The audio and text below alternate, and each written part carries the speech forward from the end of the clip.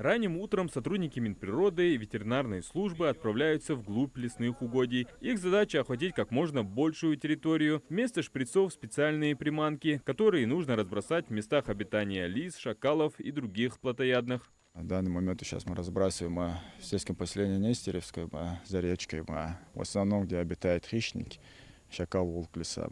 Тут сейчас разбрасываем, а после этого отсюда поедем дальше по своим территориям, будем раскидывать.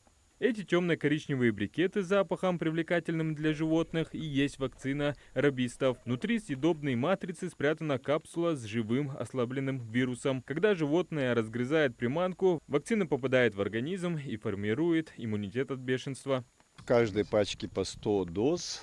100 доз – это почти на 100 голов. Где-то 1000 доз у нас имеется. Это достаточно для того, чтобы обеспечить зимний иммунитет.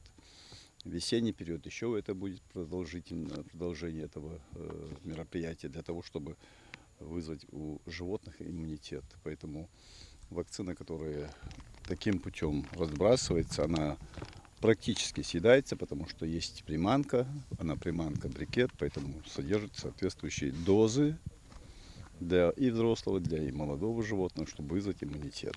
Бешенство – одно из самых опасных заболеваний, общее для животных и человека. Без лечения оно приводит к летальному исходу. Лес – природный очаг вируса. Если его не контролировать, угроза может перейти и в населенные пункты. Уникальность этой приманки еще и в особом составе, который предотвращает передозировку. Много съесть тоже животные не особо любят, потому что послевкусие вызывает отвращение. Поэтому они съедают один брикет, этого им достаточно, чтобы получить хороший иммунитет в течение года.